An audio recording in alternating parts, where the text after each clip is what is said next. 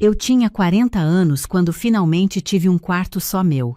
Não um quarto de dormir, não um banheiro privativo, não uma gaveta no guarda-roupa. Um quarto inteiro, com fechadura, com janela que dava para o lado de fora da casa e com uma mesa comprida de madeira que eu mesma lixei e envernizei durante 3 fins de semana seguidos.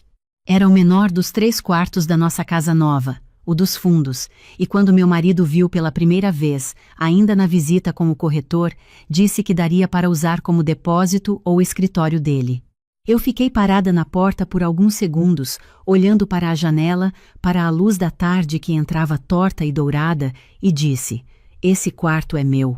Ele fez aquela cara. Você sabe qual cara. A cara de quem vai deixar passar porque percebeu que a decisão já foi tomada internamente e qualquer argumento seria gasto em vão.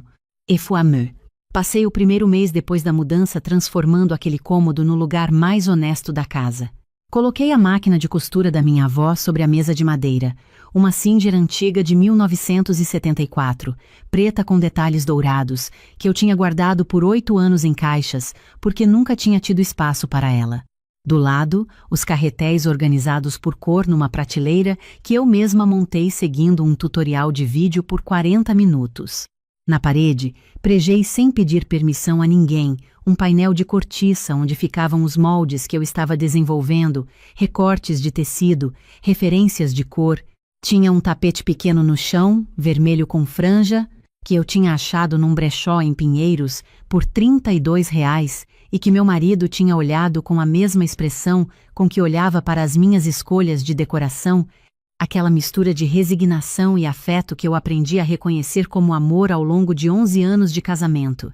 Aquele quarto cheirava a tecido e a madeira e era o único lugar da casa onde eu não precisava negociar nada com ninguém. Foi numa quarta-feira que meu marido chegou em casa com aquela postura. Eu reconheço a postura antes mesmo de ele abrir a boca.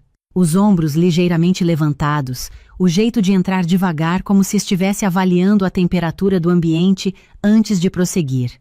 Eu estava na cozinha aquecendo sopa e não virei quando ouvi a porta. "Minha mãe quer vir nos visitar", ele disse. "Ótimo, faz tempo que ela não vem." Ela perguntou se pode ficar uns dias. A passagem de Curitiba para cá saiu em promoção essa semana e ela já estava de olho.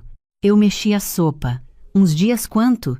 Ele ficou quieto 1 segundo a mais do que deveria. 10 dias, ele disse. Talvez 12, depende do retorno. Eu desliguei o fogo. Virei para ele. Meu marido estava parado na entrada da cozinha, com aquela expressão específica de quem sabe que a informação que acabou de entregar tem um peso considerável e está calculando os próximos movimentos. "Ela já comprou?" eu perguntei. "Ontem. Era promoção relâmpago. Você sabe como ela é quando aparece promoção." "Eu sei como ela é. Conheço minha sogra há 11 anos. Ela é uma mulher que age primeiro e comunica depois, não por descaso, mas porque genuinamente não processa a possibilidade de que a resposta possa ser não. É o jeito dela, sempre foi. E na maior parte das vezes eu consigo navegar isso sem atrito. Mas 10 dias na casa nova. 10 dias com tudo ainda sendo construído no ritmo que eu havia escolhido. 10 dias com uma pessoa que preenche os espaços que encontra com a presença dela, com os hábitos dela, com as opiniões dela sobre como as coisas deveriam estar organizadas. "Você perguntou para mim antes", eu disse. "Eu ia perguntar", ele disse. "Mas ela já comprou a passagem." Ele não respondeu. E no silêncio, eu já tinha a resposta completa. Eu servi a sopa para os dois e a gente jantou falando de outras coisas. Não porque eu estava fingindo, mas porque eu precisava de tempo para entender o que estava sentindo antes de colocar em palavras. Eu sempre fui assim, processo antes de falar. Quando falo, já sei o que estou dizendo. Naquela noite, depois do jantar, eu disse para ele que precisávamos conversar de verdade. Não uma conversa de cobrar, uma conversa de alinhar. Disse que a visita era bem-vinda, que eu gostava genuinamente da minha sogra, mas que havia uma coisa que eu precisava que ficasse clara, antes dela chegar. O quarto dos fundos era o meu espaço de trabalho. Não depósito, não quarto de hóspedes, meu espaço. E eu precisava que ele respeitasse isso da mesma forma que eu respeitava o escritório dele na sala. Ele ouviu, assentiu.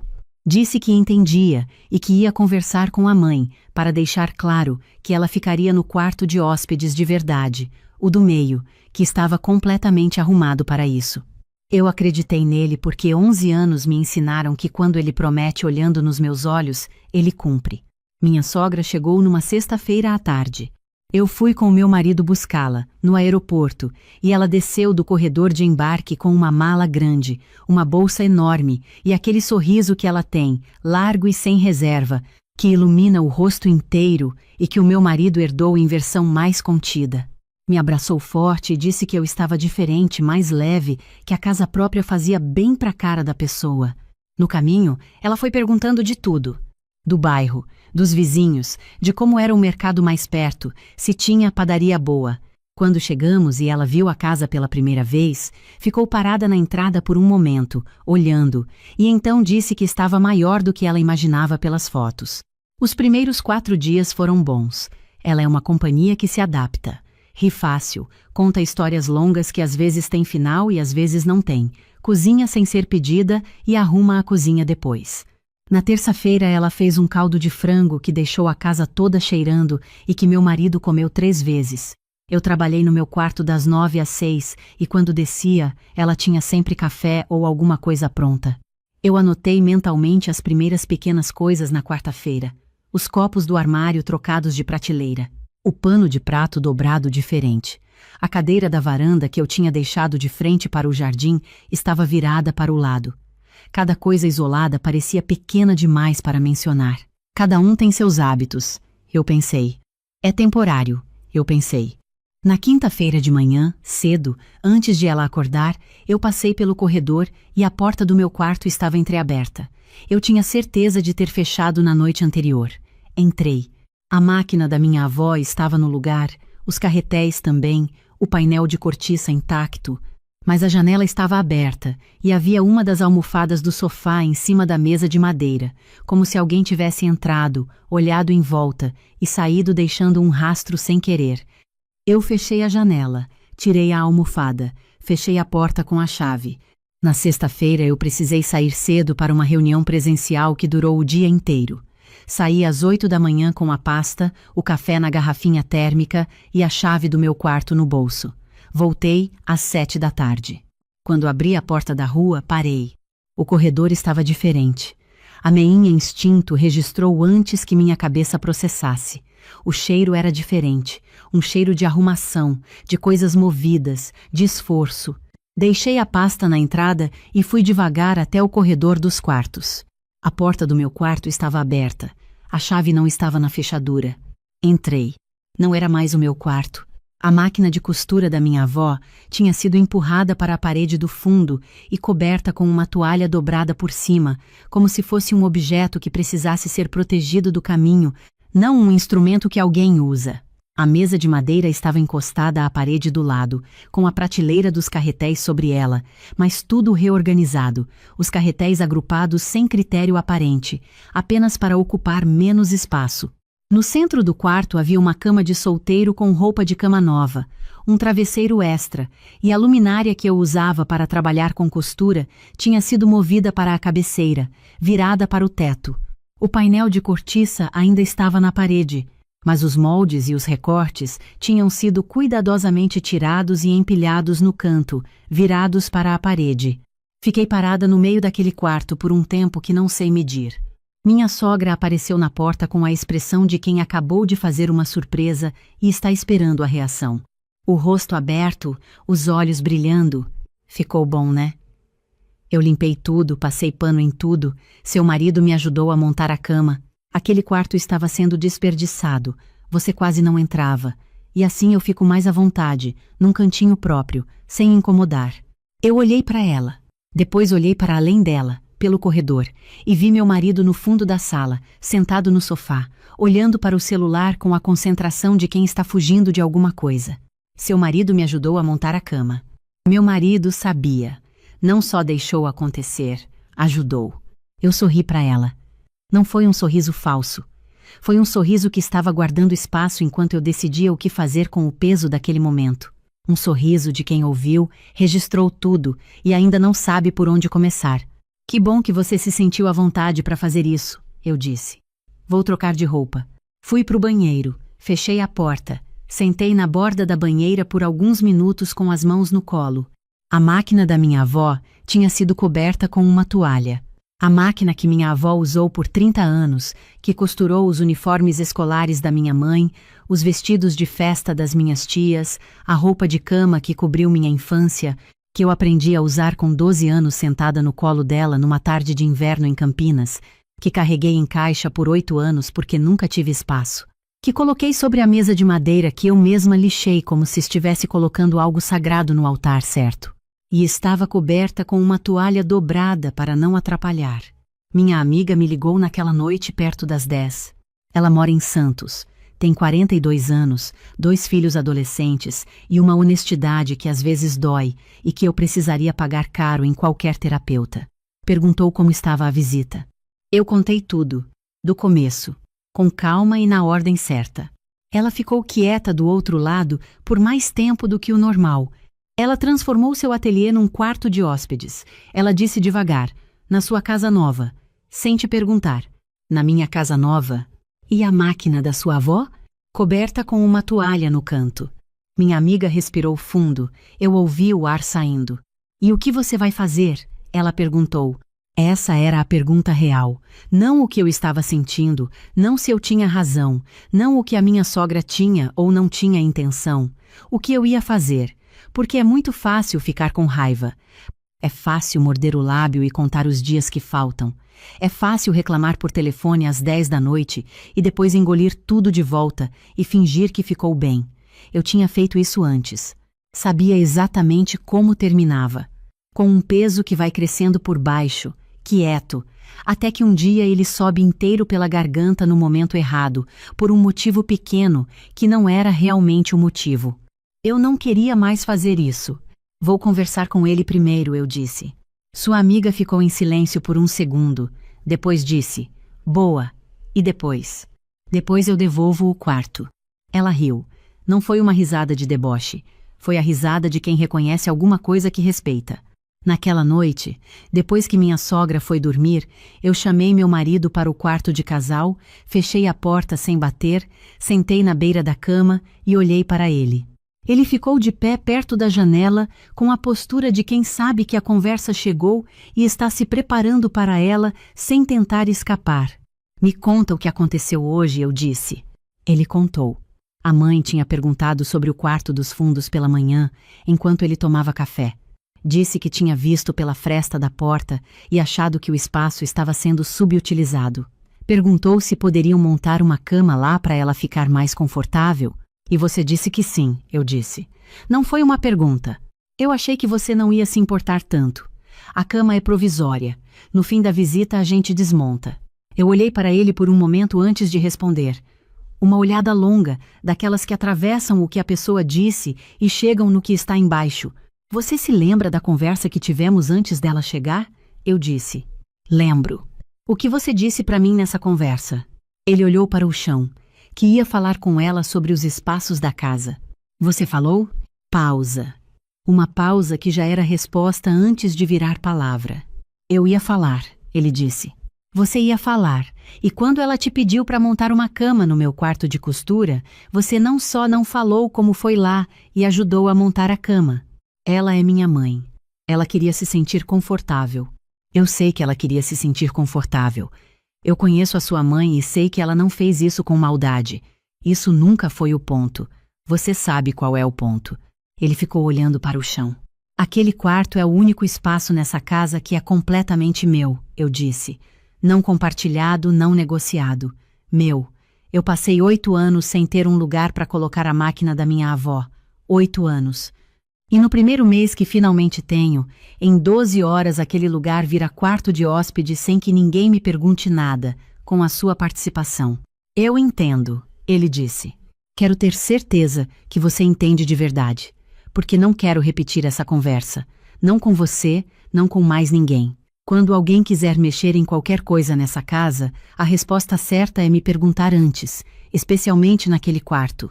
Ele assentiu, mas dessa vez era diferente. Era o assentimento de quem chegou a um lugar real. não o de quem está concordando para que a conversa acabe. Eu vou conversar com ela amanhã, ele disse. Não precisa ser uma conversa pesada, eu disse. Só precisa ser uma conversa honesta. Ele veio sentar ao meu lado na cama. Ficamos em silêncio por um tempo, um silêncio que não estava vazio. Estava cheio de coisas ditas e recebidas. Você vai desfazer o quarto? Ele perguntou. Vou. Agora? Agora. Ele ficou quieto por um segundo, depois disse, eu te ajudo. Eram quase 11 da noite, quando a gente foi para o corredor dos fundos, com cuidado para não fazer barulho. Ele desmontou a cama, enquanto eu removia a roupa de cama e devolvia ao armário do corredor. Quando a cama foi desmontada, eu afastei o travesseiro extra, recolhi a toalha que cobria a máquina da minha avó e dobrei devagar, com atenção, como se estivesse desfazendo um engano que me merecia ser corrigido com cuidado. Passei a mão sobre a Singer. O metal preto e frio, os detalhes dourados que o tempo tinha desgastado em alguns pontos, mas não apagado. Minha avó tinha o hábito de limpar essa máquina toda sexta-feira antes de guardar. Eu herdei o hábito sem perceber. Voltei a mesa de madeira para o centro do quarto, recoloquei a prateleira dos carretéis na posição certa, reorganizei os carretéis por cor, um a um, no silêncio das 11 da noite enquanto meu marido segurava a prateleira firme contra a parede. Os moldes e recortes voltaram para o painel de cortiça, cada um no alfinete certo. A luminária voltou para a posição de trabalho, inclinada sobre a máquina onde precisava estar. Quando terminou, fiquei parada no meio do quarto. Era o meu quarto de novo, com a minha mesa, a minha máquina, as minhas cores organizadas na parede.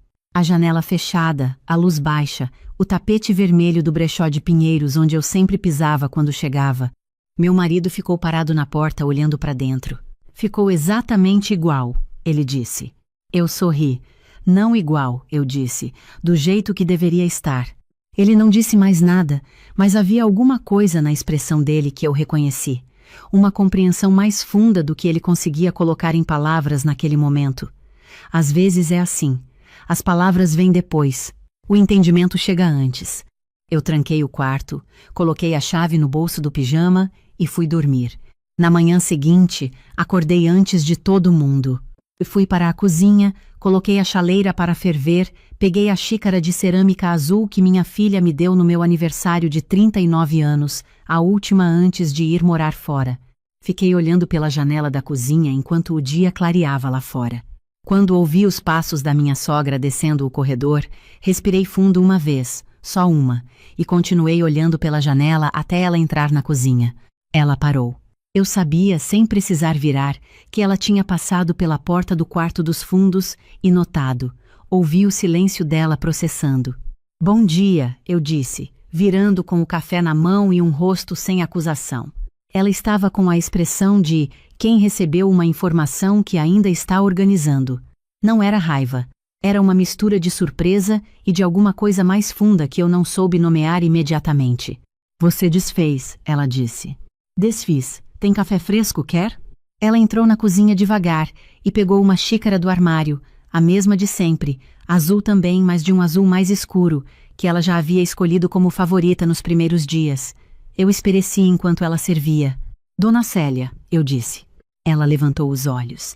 Eu sei que a senhora fez aquilo com boa intenção. Conheço a senhora há 11 anos e sei como é o coração dela. Mas aquele quarto é o meu espaço de trabalho. Cada coisa lá dentro está onde eu coloquei com um motivo. A máquina que está sobre a mesa era da minha avó. Eu guardei ela por 8 anos em caixa esperando ter um lugar certo para ela. Esse lugar é aquele quarto.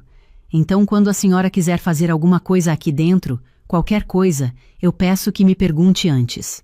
Tá bom? Minha sogra ficou com a xícara nas mãos e me olhou por alguns segundos sem falar. Ela é uma mulher que criou 2 filhos praticamente sozinha depois que o marido foi embora cedo demais, que trabalhou a vida inteira em condições que eu só sei de ouvir histórias, que construiu tudo que tem com as próprias mãos, sem pedir licença para ninguém, porque a vida não estava esperando ela pedir. Faz parte dela entrar nos espaços e agir. É como ela sobreviveu. Mas naquele momento eu a vi me olhar de um jeito diferente, como se estivesse me vendo de um ângulo que não havia encontrado antes. Você tem razão, ela disse. Simples. Sem enrolação, sem defensiva, sem o drama que eu secretamente esperava e para o qual eu já estava preparada. Eu tenho o hábito de entrar nos lugares como se fossem meus, ela continuou. Fiz isso na casa da minha irmã uma vez. Ela ficou meses sem me ligar.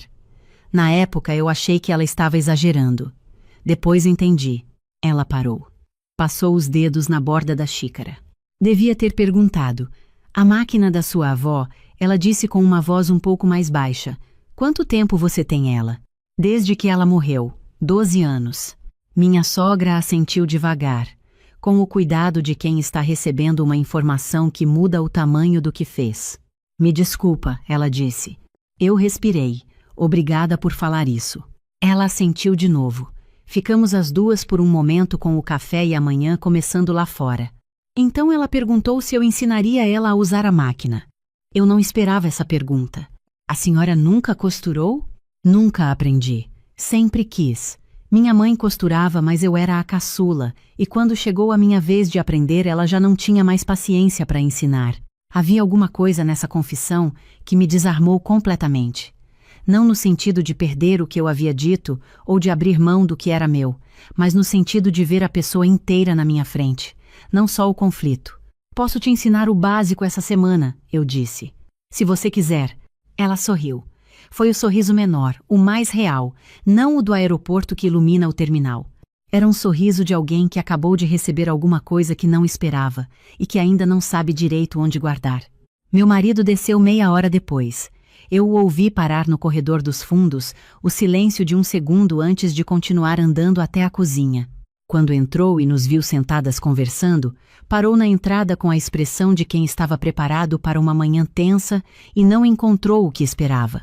Café? Eu perguntei. Ele disse que sim, com uma voz pequena que era agradecimento e alívio misturados. Depois que minha sogra foi tomar banho, ele ficou comigo na cozinha, me olhou por um segundo. Você conversou com ela. Conversai. Como foi? Foi bem. Não precisava ser difícil, só precisava ser honesto. Ele ficou me olhando com aquela expressão que aparece às vezes e que eu não sei nomear com exatidão. Alguma coisa entre orgulho e reconhecimento e um afeto que vai mais fundo do que esses dois e não tem nome certo. Eu devia ter falado antes, ele disse. Quando você me pediu. Sim, devia.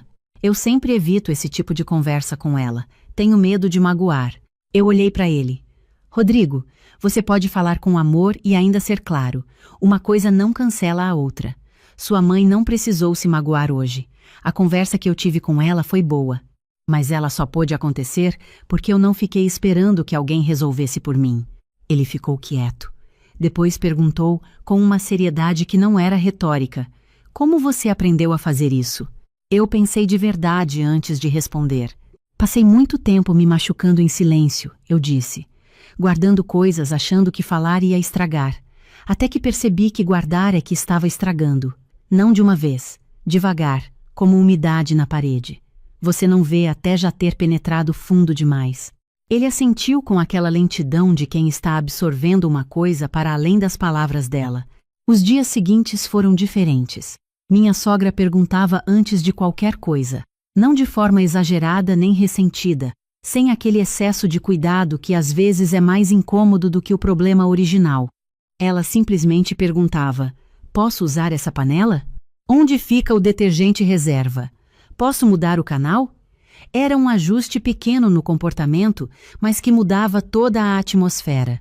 E algo que eu não havia previsto aconteceu. A gente ficou mais próximas. Quando você para de fingir que está bem e diz o que está sentindo com respeito, sem crueldade, cria um espaço diferente entre as pessoas, mais real, menos polido, mas mais verdadeiro. E nesse espaço mais real, minha sogra me contou coisas que eu não sabia. Sobre como foi depois que o marido dela foi embora, sobre o medo que ela sentia toda vez que um dos filhos adoecia sem plano de saúde, sobre os anos em que ela costurava à mão as roupas das crianças, porque máquina era luxo que não cabia no orçamento. E então, na tarde de quarta-feira, eu abri o quarto dos fundos para ela. Coloquei uma cadeira do lado da minha e liguei a Singer. O motor fez o som que sempre faz, um zumbido grave e contínuo, o mesmo som da cozinha da minha avó nas tardes de inverno. Minha sogra ficou olhando para a máquina com uma expressão que eu não esperava. Não era simplesmente curiosidade, era alguma coisa mais antiga. Você não precisa ter medo, eu disse. Ela é robusta, foi feita para durar. Eu sei, ela disse. É que lembra a minha mãe. A mãe dela também tinha uma assim. Ficamos em silêncio por um momento, as duas olhando para a Singer preta com detalhes dourados, cada uma com os próprios anos acumulados ao redor daquele objeto. Então eu mostrei o básico, como encaixar o carretel, como enfiar a linha, como regular o ponto. Minha sogra era uma aprendiz concentrada, com aquela seriedade de quem sabe que está aprendendo alguma coisa que importa. Errou o encaixe da linha 2 vezes, riu de si mesma, tentou de novo. Na terceira conseguiu. Quando a agulha desceu pela primeira vez costurando um retinho num pedaço de tecido velho que eu uso para testar pontos, ela ficou olhando para aquela costura por alguns segundos sem falar. Não é tão difícil quanto eu pensava, ela disse. Nunca é. O difícil é encontrar o espaço certo para aprender. Ela me olhou. Acho que entendeu que eu não estava falando só de costura. Na última noite da visita, a gente fez jantar juntas. Ela quis cozinhar um prato que fazia quando os filhos eram pequenos, uma carne assada com batata que levava tempero que eu nunca havia usado. Eu fui ao mercado buscar os ingredientes enquanto ela ficou organizando o que tinha em casa. Quando voltei, ela tinha separado tudo com a atenção de quem respeita o espaço e não toca no que não é perguntado. Ficamos na cozinha por mais de 2 horas. Meu marido entrou em algum momento, avaliou o ambiente e ficou, porque quando o cheiro ficou bom não havia mais razão de sair. A gente comeu na mesa da sala com o jogo americano que eu tinha comprado numa loja de artesanato no bairro, aquele que meu marido tinha olhado com a cara de resignação afetiva e que agora estava debaixo dos pratos de todo mundo. Depois do jantar, minha sogra tomou o café dela e então disse, sem que ninguém tivesse tocado no assunto, que ia ligar para a irmã quando chegasse em Curitiba. Eu perguntei se elas tinham se falado recentemente. Faz uns meses. Tivemos uma discussão boba. Você sabe como é. Sei um pouco, eu disse. Ela me olhou e havia um entendimento ali que não precisava de mais palavras. Na manhã seguinte, levamos ela ao aeroporto. No embarque, ela me abraçou diferente do abraço de chegada, mais quieto, mais demorado. O abraço de alguém que foi e voltou de algum lugar interno que a viagem não estava no itinerário, mas aconteceu do mesmo jeito. Cuida do meu filho, ela disse no meu ouvido. Cuido. E ele cuida de mim. Ela se afastou e me olhou por um segundo com aquela clareza de quem acabou de ouvir uma coisa exata. É assim que tem que ser, ela disse. No caminho de volta do aeroporto, meu marido ficou em silêncio por um tempo. Depois disse que ia ligar para a mãe mais vezes, que achava que a gente às vezes esquecia que as pessoas mais próximas são as que menos recebem atenção de verdade, porque a gente assume que elas já sabem. Eu concordei. E fiquei olhando pela janela do carro enquanto a cidade passava do lado de fora, pensando que às vezes as conversas mais importantes da vida acontecem não porque a gente planejou, mas porque alguém teve coragem de começar. Quando chegamos em casa, fui direto para o quarto dos fundos. Abri a porta, liguei a luminária sobre a Singer e fiquei parada por um momento olhando para o quarto inteiro, a mesa de madeira que eu lixei durante 3 fins de semana, os carretéis organizados por cor na prateleira, os moldes e recortes no painel de cortiça, o tapete vermelho com franja do brechó de pinheiros, a luz entrando pela janela torta e dourada como entrava no primeiro dia. Havia um pedaço de tecido na máquina que tinha ficado do ensaio com minha sogra, um retinho costurado em tecido cru, imperfeito, mas feito por mãos que nunca haviam segurado essa máquina antes. Eu não tirei. Dobrei e deixei sobre a mesa, do lado da Singer, como se fosse uma nota. Peguei o celular e mandei mensagem para a minha amiga. Ela foi embora. A resposta chegou em menos de 1 minuto. Como foi? Fui boa, eu digitei. Você colocou o quarto de volta? Na mesma noite. E conversou? Com ele e com ela. Ela demorou um pouco mais para responder dessa vez. Quando veio, eram só 3 palavras. Orgulho de você. Fiquei com o celular na mão olhando para aquelas palavras.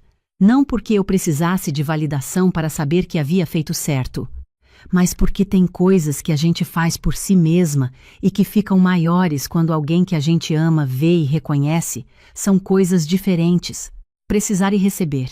Eu não precisava, e recebi do mesmo jeito, com gratidão. Quero ser honesta sobre uma coisa antes de terminar. Eu não sou uma mulher sem medo. Tenho muito. Tive medo de parecer difícil, tive medo de criar um clima, tive medo de que minha sogra fosse embora magoada e que isso ficasse entre mim e meu marido como um resíduo que não sai. Esses medos são reais. Eu os senti na noite em que fiquei sentada na beira da banheira com as mãos no colo, depois de ver o quarto transformado. Eu os senti quando escolhi as palavras para falar com ela na manhã seguinte. Mas aprendi, aos 40 anos, e com uma lentidão considerável, que medo é uma informação. Ele me diz que aquilo importa para mim. Me diz onde estão as coisas que eu preciso proteger. Cabe a mim decidir o que fazer com essa informação. Posso engolir e esperar passar, ou posso falar com cuidado, sem crueldade, com a clareza de quem sabe o que quer e respeita a pessoa que está na frente. Escolhi a clareza, e o mundo não desabou. Minha sogra não foi embora magoada, meu casamento não rachou. O que aconteceu foi o oposto. Alguma coisa ficou mais firme, mais honesta, mais real.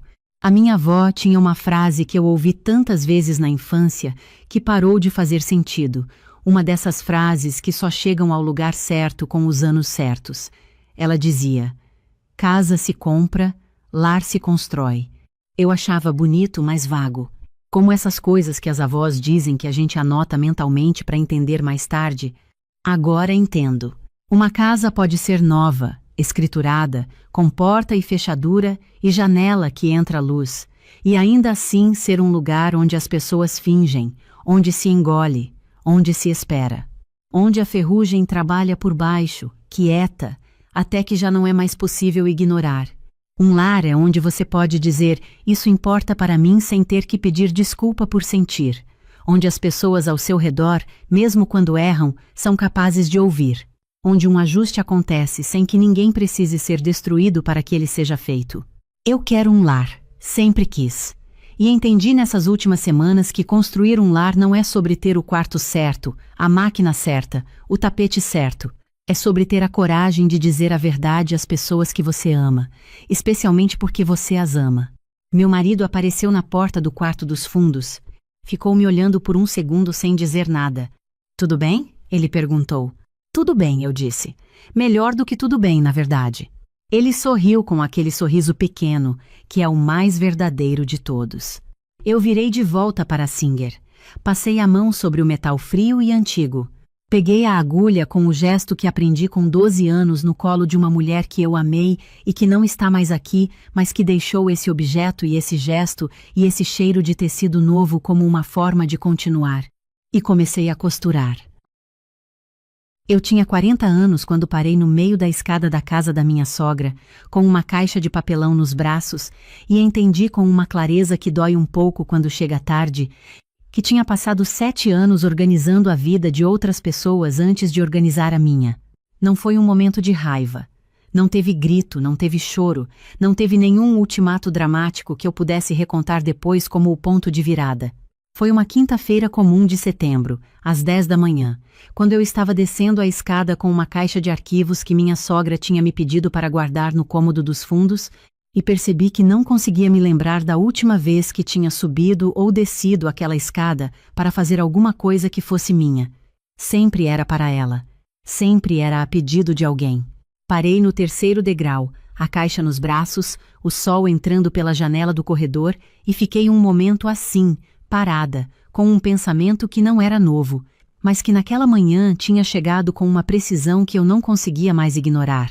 Mas deixa eu te contar como cheguei até aquele degrau, porque essa história não começa naquela escada. Ela começa 7 anos antes, numa cidade que eu tinha construído por conta própria, num apartamento que era pequeno, mas que era inteiramente meu. Eu tinha 33 anos quando conheci o meu marido. Trabalhava como consultora financeira numa empresa de médio porte em Curitiba, tinha meu apartamento de 2 quartos no Batel, que eu dividia com uma gata laranja chamada Farofa e com uma coleção de livros que ocupava toda uma parede. Minha vida tinha uma ordem que eu mesma tinha construído, com os meus horários, minhas escolhas de fim de semana, minha forma de organizar as finanças, que era meticulosa do jeito que quem trabalha com números tende a ser.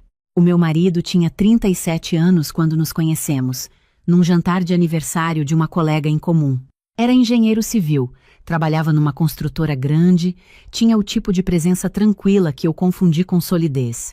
Morava com a mãe numa casa espaçosa no bairro Água Verde, o que ele me explicou na segunda vez que a gente saiu juntos com a mesma naturalidade de quem fala sobre o tempo. O pai tinha morrido 5 anos antes. Ele tinha ficado para não deixar a mãe sozinha. A casa era grande demais para uma pessoa só. Ele falou com aquele tom de quem sabe que está fazendo a coisa certa e espera que o outro reconheça isso. Eu reconheci. Era o que eu fiz. Dona Helena, nos primeiros meses, era exatamente a versão dela que eu precisava acreditar que existia. Me recebia com café coado na hora, quando eu chegava para o almoço de domingo, perguntava sobre meu trabalho com um interesse que parecia genuíno, comentava que era bom que o filho tinha encontrado uma mulher que entendia de dinheiro porque ela mesma nunca tinha jeito para isso. Ela tinha um humor seco que me fazia rir às vezes, e eu saía de lá achando que tinha ganhado algo bom. A primeira fissura apareceu no dia em que a gente começou a falar em casar. Eu levantei a questão de onde ia ser nossa casa. Ele disse que a ideia era ficar na casa da mãe por um tempo, enquanto a gente planejava comprar algo próprio. Temporário, ele disse, uns 8 meses, 1 ano no máximo. Dona Helena adoraria ter companhia. A casa era grande, tinha quarto de sobra. Ele completou isso como se estivesse me oferecendo uma vantagem. Eu devia ter perguntado o que temporário significava em meses concretos, devia ter colocado um prazo por escrito, devia ter prestado atenção no fato de que ele tinha 37 anos e ainda não tinha clareza nenhuma sobre quando sairia da casa da mãe. Mas eu tinha 33, estava apaixonada e achava que otimismo era uma qualidade. Então concordei. Casamos em março. Guardei meus móveis. Devolvi o apartamento, despedi de farofa para uma amiga porque Dona Helena tinha alergia a gato, disse que era só por um tempo. Me mudei para o quarto de casal que tinha sido reorganizado por Dona Helena antes da minha chegada, sem que ninguém me consultasse. A roupa de cama era num tom de bege que ela achava elegante. O guarda-roupa tinha uma divisão de espaço que eu só entendi que era permanente quando tentei ajustar uma semana depois e ela apareceu na porta com uma expressão que não precisava de palavras. Eu tinha trazido comigo algumas coisas que eram importantes: roupas, documentos, meu setup de trabalho, livros e um quadro. Era uma aquarela pequena, formato retrato, que minha mãe tinha pintado anos antes de falecer. Flores silvestres em tons de azul e lilás, com a moldura de madeira que eu mesma tinha escolhido. Eu tinha levado aquele quadro para todo lugar onde morei desde os 20 e poucos anos. Era a primeira coisa que eu pendurava quando chegava num lugar novo e a última que eu tirava quando saía. Pendurei o quadro na parede do lado da minha cabeceira na primeira semana. Na segunda semana, o quadro tinha saído da parede. Estava encostado no canto do quarto, com a frente virada para a parede. Perguntei para Dona Helena. Ela disse, sem tirar os olhos do que estava fazendo na cozinha, que aquele estilo não combinava com o resto da decoração do quarto, que a parede tinha um papel com padronagem e o quadro competia visualmente. Ela disse que entendia que eu gostava, mas que em casa a gente precisava pensar no conjunto. Eu peguei o quadro, envolvi no cobertor que tinha sido da minha avó, coloquei dentro de uma caixa e guardei no cômodo que usávamos como depósito. Fui dormir naquela noite olhando para a parede de papel padronagem que não era minha e pensei que era temporário. A cozinha de Dona Helena tinha uma lógica própria que eu demorei para entender que não era para ser compreendida, era para ser obedecida. Os temperos tinham uma posição exata no armário. A tábua de corte ficava encostada do lado esquerdo da pia porque sempre tinha ficado assim. Se você movesse qualquer coisa, ela reorganizava em silêncio, e você chegava na vez seguinte e encontrava tudo diferente do jeito que tinha deixado. Uma tarde de sábado tentei preparar um peixe que eu fazia com frequência, uma receita simples com limão e ervas que eu tinha aprendido com a minha mãe. Dona Helena ficou de pé na entrada da cozinha durante uns 15 minutos, os braços cruzados, me observando sem falar nada. Depois disse que meu marido não gostava de peixe preparado com muito limão porque ficava ácido demais para o estômago dele. Eu disse que ele sempre tinha comido quando eu preparava antes de casarmos. Ela deu um sorriso pequeno e disse que antes do casamento é diferente, que homem aguenta qualquer coisa para agradar, que agora era outra situação. Serviu o jantar. Meu marido comeu sem reclamar e pediu mais. Mas eu aprendi a não levantar esses pontos depois, porque a energia que custava não valia o que eu obtinha. Era mais fácil adaptar. Era o caminho de menor atrito num espaço onde eu não tinha autoridade real sobre nada, nem sobre a posição de uma tábua de corte. E eu me dizia que era temporário. 8 meses viraram 1 ano. 1 ano virou 2. Em algum ponto do 3º ano, parei de fazer a conta de quanto tempo tinha passado porque era doloroso e não mudava nada. Você provavelmente está pensando o que muita gente pensa quando ouve esse tipo de história: por que você ficou? E eu preciso ser honesta sobre isso porque é a pergunta que eu também me fiz por muito tempo. Fiquei porque amava o meu marido de um jeito que era real. E quando você ama alguém, você separa a pessoa do ambiente.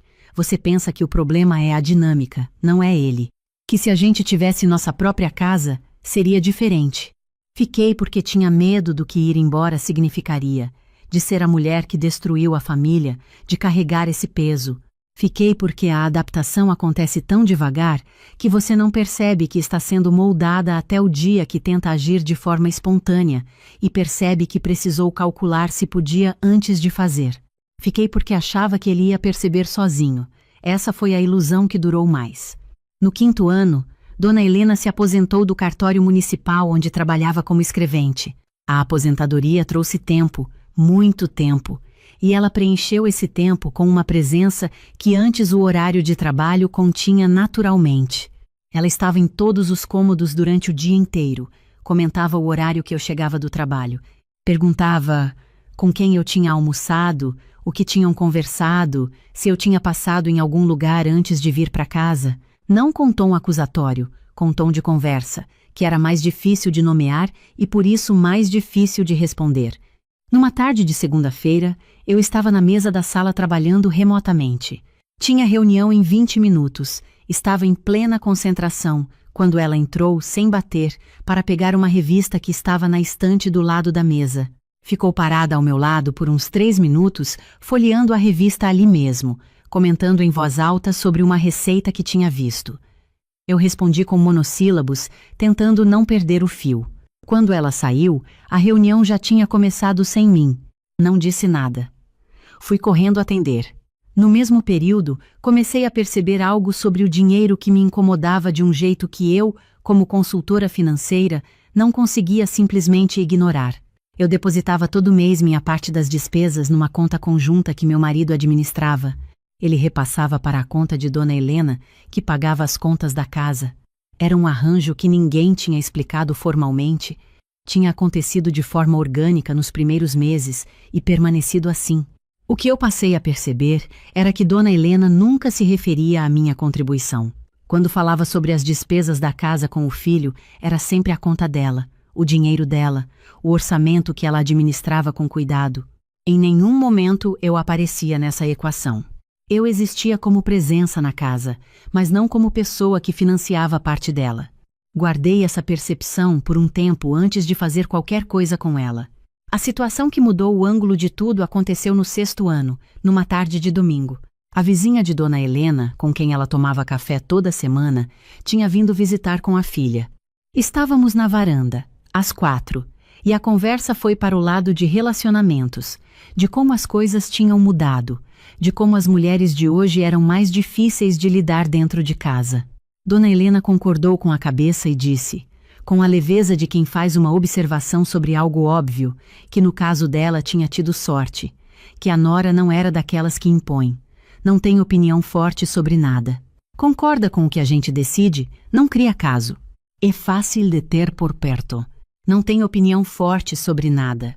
Eu ouvi aquelas palavras e senti algo se organizar dentro de mim com uma clareza que doeu primeiro e depois ficou muito quieta. Não foi raiva, foi reconhecimento. A confirmação de algo que eu já sabia, mas precisava ouvir dito em voz alta por outra pessoa para entender completamente o que tinha se passado. Durante 6 anos, eu tinha engolido, adaptado, recalibrado, evitado atrito, e o resultado disso, na leitura dela, era que eu não tinha opinião. Que eu era fácil de ter por perto da mesma forma que um móvel bem colocado é fácil de ter por perto. Meu marido estava sentado ao meu lado. Ele tomou um gole do suco e continuou ouvindo como se a frase não tivesse nenhum peso específico. Naquela noite, depois que a casa ficou quieta, sentei na beira da cama e fiquei olhando para a parede de papel padronagem por um tempo que não sei dizer quanto foi. Depois peguei o celular, abri o aplicativo do banco e olhei para os números com atenção. Tinha uma quantia que me surpreendeu, não porque eu não soubesse que estava poupando, mas porque eu não tinha parado para somar tudo de uma vez em muito tempo. Quando você trabalha há anos, recebe bem. Não tem aluguel, não tem financiamento, e é do tipo que registra cada centavo numa planilha porque é o que você faz por formação e por hábito. O número que aparece quando você para somar é maior do que o que você tinha no coração. Fechei o aplicativo. Fui dormir. Não disse nada para ninguém, mas alguma coisa tinha se movido. Preciso te contar sobre uma decisão que eu tinha tomado 2 anos antes, que na época pareceu pequena, e que só depois entendi que tinha sido a coisa mais importante que fiz durante todo aquele período. No 4º ano de casamento, a empresa onde eu trabalhava passou por uma reestruturação e reduziu a equipe de consultoria interna. Eu continuei, mas com escopo reduzido. O que fiz, em vez de procurar outro emprego imediatamente, foi abrir um MEI. Comecei a atender clientes pequenos por conta própria nas noites e nos fins de semana, empresários locais que precisavam de organização financeira básica, planejamento de fluxo de caixa, aquele tipo de serviço que qualquer negócio pequeno precisa, mas que poucos sabem como estruturar. Fiz isso em silêncio, não por maldade, mas porque era meu. Era o único projeto dentro daquele período que era inteiramente meu, que eu construía com minhas próprias decisões, sem precisar adaptar nada para o gosto de outra pessoa. Quando meu marido perguntou sobre as noites em que eu ficava trabalhando até tarde no notebook, eu disse que tinha projetos extras na empresa. Não era mentira completa. Era uma omissão calculada sobre algo que eu ainda não sabia para onde estava indo. Em 2 anos, a carteira de clientes tinha crescido para um ponto em que a renda do MEI já representava quase metade do que eu recebia na empresa. Comecei a pensar, primeiro como hipótese, depois como planejamento concreto, no que seria ter um espaço próprio de trabalho. Não um escritório grande, algo funcional, uma sala onde eu pudesse atender clientes presencialmente, fazer as consultorias com a privacidade que a mesa da sala de Dona Helena não oferecia. Comecei a olhar imóveis sem urgência, nos sábados de manhã, falando para o meu marido que tinha compromisso de trabalho, o que era verdade. Procurava algo que fechasse financeiramente com o que eu tinha disponível, que fosse bem localizado, que não pedisse reforma pesada. 3 meses depois da tarde na varanda, uma corretora com quem eu tinha feito contato me ligou com um imóvel novo na região do Cabral. Era um apartamento compacto num prédio residencial pequeno, 2º andar, sem elevador, com uma sala que dava para a rua, 2 cômodos internos, banheiro reformado. Estruturalmente, servia para o que eu precisava: uma sala de atendimento, uma área de trabalho, uma kitnet para os dias longos. O prédio tinha vaga de garagem. O condomínio era baixo.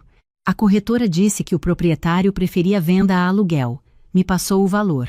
Fiz a conta de cabeça ainda no telefone. Pedi para pensar. Fui para casa. Abri a planilha que eu mantinha desde o 2º ano de casamento com todas as minhas movimentações financeiras, separadas por categoria, com projeção de 6 meses. Coloquei os números do imóvel, os custos de escritura, o ITBI, uma margem para pequenas adaptações. Fiquei olhando para o resultado por uns 20 minutos. Cabia. Com reserva de emergência intacta. Mas antes de qualquer coisa, fiz o que qualquer pessoa que trabalha com finanças sabe que precisa fazer antes de uma decisão desse tamanho. Consultei um advogado. Precisava entender minha situação jurídica com precisão antes de qualquer passo. O apartamento seria comprado com dinheiro que eu tinha poupado do meu salário e da renda do MEI ao longo de anos. Mas eu era casada e queria saber exatamente o que isso significava, o que era meu por direito, como documentar a origem dos recursos, o que precisava ser formalizado. A conversa com o advogado durou quase 2 horas.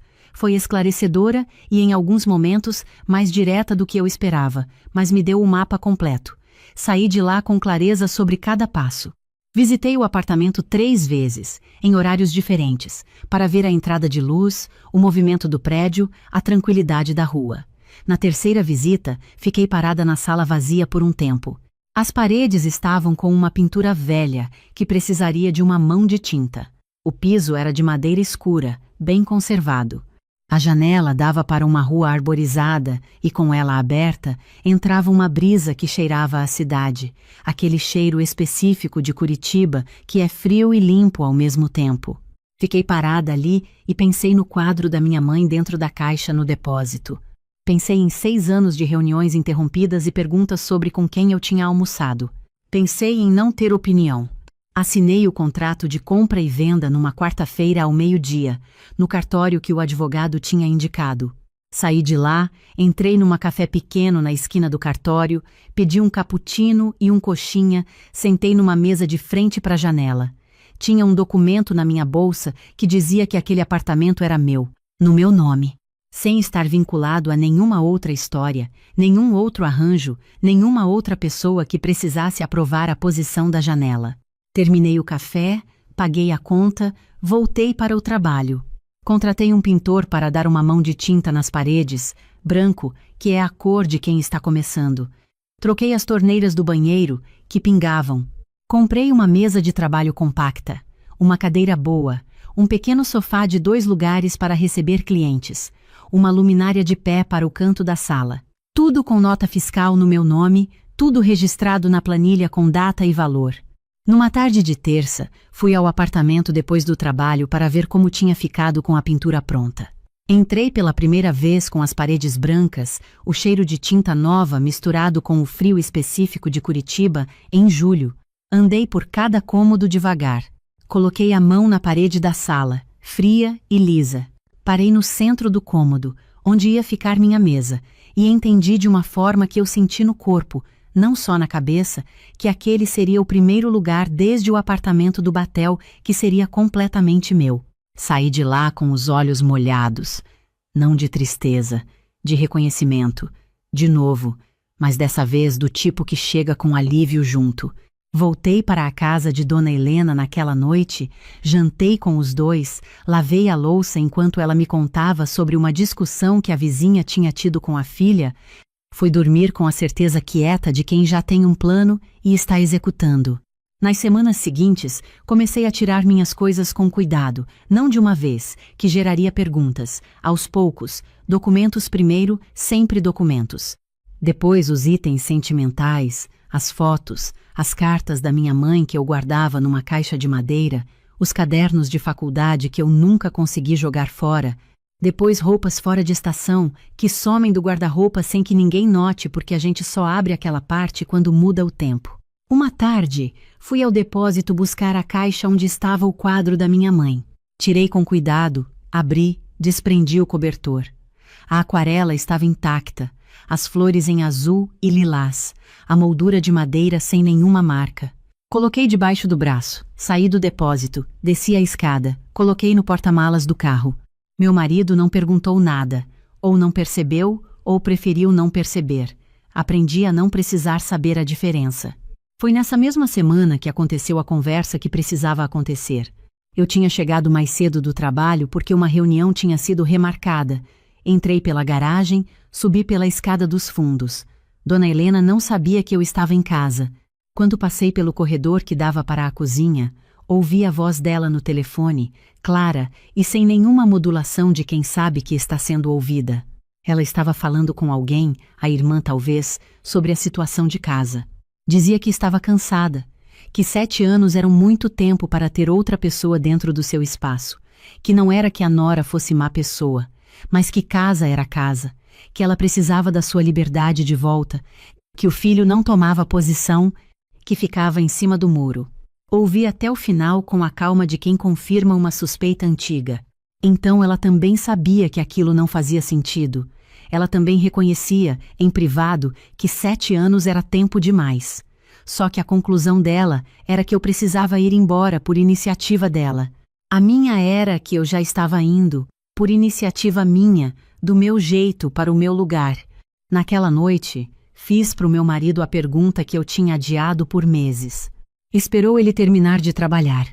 Fechei a porta do quarto, sentei na cadeira da frente da cama onde ele estava e disse com uma voz que eu tinha ensaiado não pela emoção, mas pela precisão. Disse que tinha ouvido sua mãe no telefone hoje. Que ela estava falando que estava cansada de ter a nora em casa, que precisava da liberdade de volta, e que eu queria saber o que ele pensava sobre isso. Não o que ela pensava, o que ele pensava. Ele tirou o óculos, passou a mão no rosto, fez uma pausa que eu conhecia bem, a pausa de quem está calculando a resposta que vai gerar menos atrito. Disse que a mãe era uma pessoa com um jeito difícil, que eu sabia disso, que ela falava coisas sem pensar e que o coração dela era bom, que eu não podia levar tão a sério tudo o que ela dizia. Eu deixei ele terminar. Depois perguntei com a mesma calma. Você sabe que eu deposito minha parte das despesas todo mês numa conta conjunta? Sim, ele disse. Claro que sabia. Perguntei. Sua mãe sabe disso? O silêncio que veio durou 1 segundo a mais do que devia. E esse segundo foi a resposta. Durante 7 anos, eu tinha transferido todo mês minha parte das despesas, alimentação, contas, manutenção, para a conta conjunta que ele administrava e repassava para a dona Helena. Na perspectiva dela, eu morava na casa dela sem contribuir com nada. Eu era, nas palavras que ela mesma tinha usado na varanda, fácil de ter por perto. Na minha perspectiva, eu tinha passado 7 anos pagando por uma estadia que me tratava como hóspede. Então, durante 7 anos, eu financiei a vida nessa casa sem que sua mãe soubesse. E ela passou esse tempo inteiro me descrevendo como alguém que não tem opinião, que concorda com tudo, que é fácil de ignorar, eu disse, com uma voz mais calma do que eu sabia que era capaz de manter. Ele não respondeu. Colocou o óculos de volta, virou para o telefone que estava na mão. E foi esse movimento tão pequeno, tão familiar, que me disse com absoluta clareza que não havia nada ali para tentar consertar. Não era um problema de comunicação. Era a arquitetura inteira daquele casamento, construída num lugar onde minha contribuição era invisível, minha presença era descrita como conveniente, e minha voz era o tipo de coisa que a pessoa ao lado deixa de escutar com tanta naturalidade que nem percebe que parou. Saí do quarto, fui para a cozinha, bebi um copo de água, olhei pela janela para o quintal escuro, fui dormir com a cabeça fria e o plano claro. Conversei com o advogado no dia seguinte. Queria confirmar cada detalhe, garantir que cada passo estava documentado, que eu sabia exatamente o que era meu por direito antes de qualquer movimentação. A conversa foi longa e precisa e me deixou sem dúvida nenhuma sobre como proceder. Continuei a rotina pelas 2 semanas seguintes. Acordava, tomava café, ia trabalhar, voltava, jantava, ouvia sobre a vizinha, lavava a louça, dormia. Por fora, nada tinha mudado. Por dentro, eu estava desmontando 7 anos com a metodologia de quem organiza uma migração de dados, item por item, com lista, com cronograma, sem pressa e sem margem para esquecimento. Num sábado de manhã, contratei uma empresa pequena de mudança que uma colega tinha recomendado. Eficiente, discreta, sem perguntas desnecessárias. Eu tinha feito uma lista detalhada de cada item que levaria, com fotos, com descrição, com a origem de cada um daqueles que tinham sido comprados com o meu dinheiro e tinham nota fiscal registrada no meu CPF. Meu marido tinha futebol toda manhã de sábado, saía às 8h30 sem exceção. Dona Helena tinha o hábito de ir à missa das 10 no domingo, mas a sábados ia com uma amiga ao mercado municipal e só voltava por volta do meio-dia. O caminhão chegou às 8h45. Eram 2 rapazes organizados, rápidos, que trabalharam com uma eficiência silenciosa que eu tinha pedido expressamente.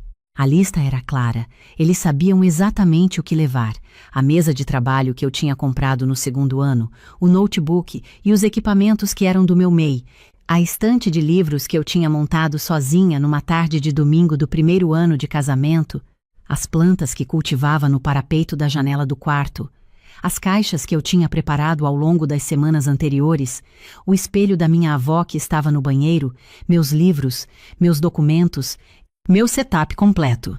Às 11h20, o apartamento estava quase descarregado. Faltavam as últimas 2 caixas do quarto quando ouvi o portão da frente. Dona Helena tinha voltado mais cedo. A amiga tinha passado mal no estacionamento do mercado e elas tinham vindo embora antes de terminar as compras. Ela entrou pela porta da frente, passou pelo corredor, virou para a escada, parou. Ficou parada no corredor olhando de mim para os rapazes com as caixas, das caixas para o caminhão lá fora, do caminhão para mim de novo, com uma expressão que eu nunca tinha visto nela em 7 anos. Não era raiva ainda, era susto genuíno. "O que está acontecendo aqui?" ela perguntou. "Estou indo embora", eu disse. Simples, sem tremer a voz, sem drama. Ela abriu a boca. Ficou olhando para o quarto com a porta aberta, para os rapazes que continuavam trabalhando sem olhar para ela, para mim, para as caixas. "Indo para onde?" "Você não avisou, você não pode simplesmente, eu preciso falar com o Ricardo, isso não pode ser assim." "Pode falar com ele, sim", eu disse. "O número dele você tem." Ela pegou o celular. Eu ouvi ela ligar, ouvi a voz subindo enquanto os últimos itens eram colocados. Quando os rapazes terminaram, fiz uma volta pelo quarto. A cama tinha ficado, era da casa. A cômoda velha tinha ficado. As marcas na parede onde o meu espelho tinha estado, onde eu tinha colocado e retirado ganchos ao longo dos anos, tentando criar algum canto meu. O papel padronagem, intocado, elegante, que nunca foi meu.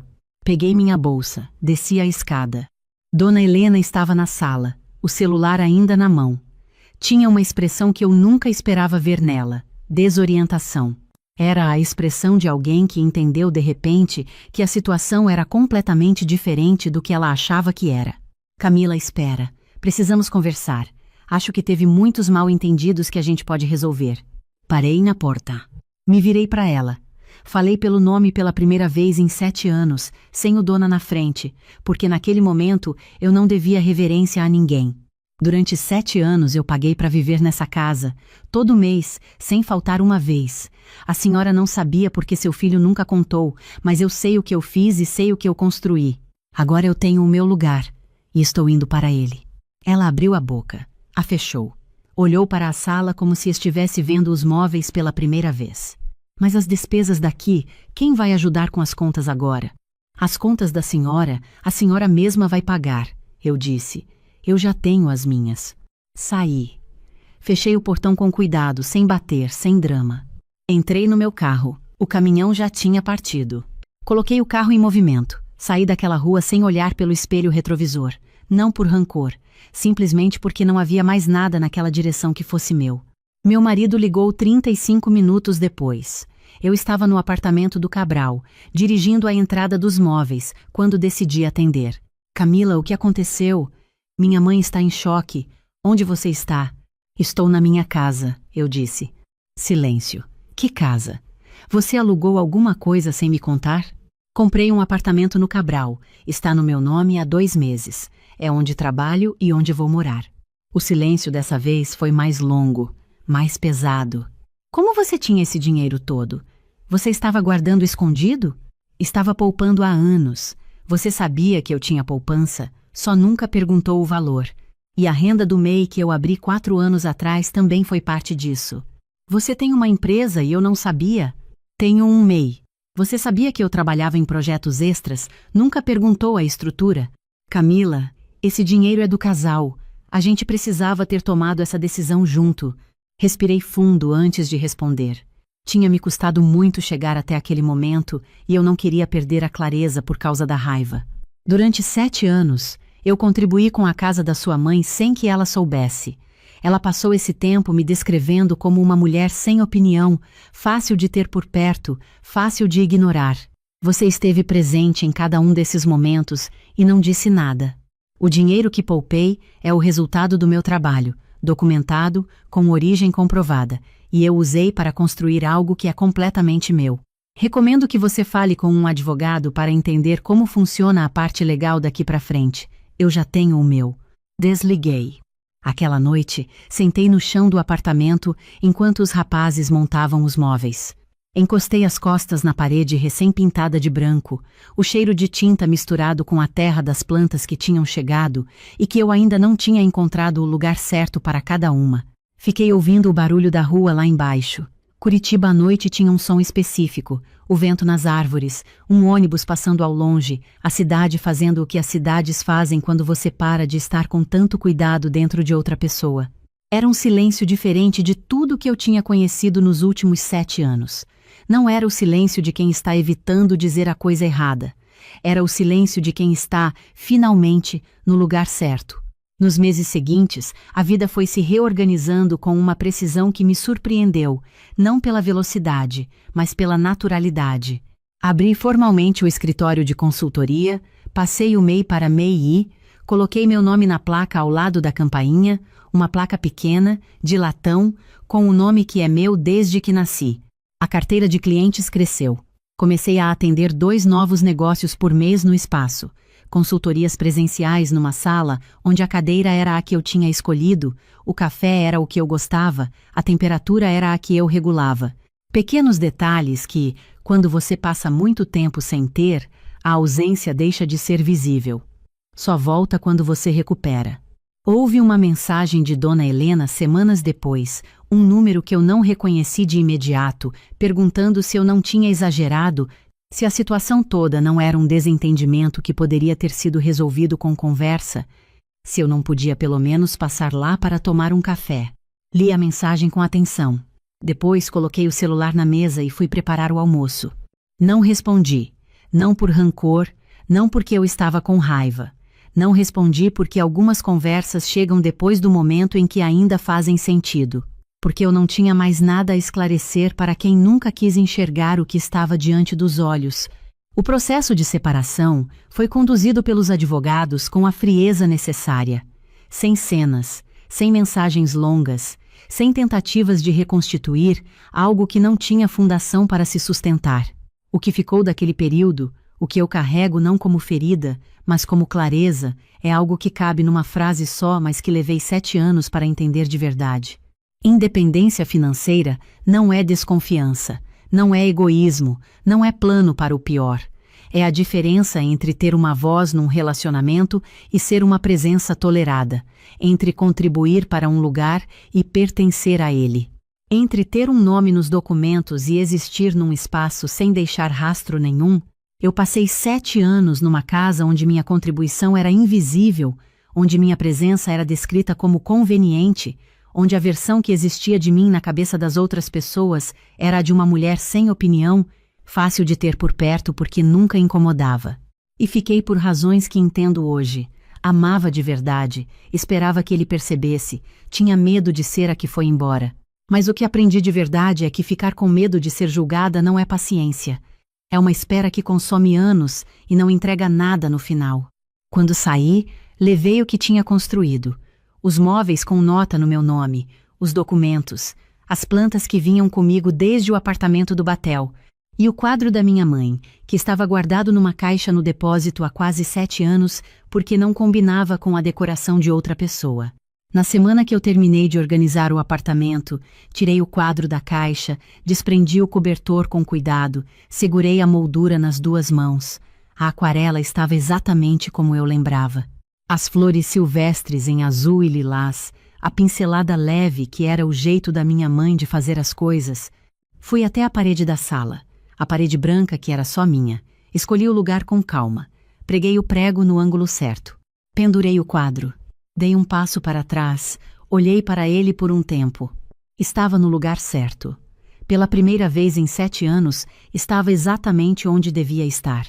Hoje, quando chego em casa depois de um dia de trabalho, subo a escada, paro um segundo antes de entrar, coloco a chave na fechadura, ouço o clique do trinco.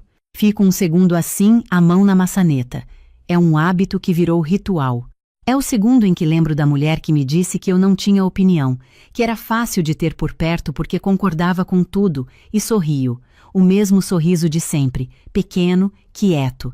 Só que agora é dentro do meu espaço, com o meu nome na placa, e as flores da minha mãe na parede, no lugar que eu escolhi, iluminando exatamente o que é meu.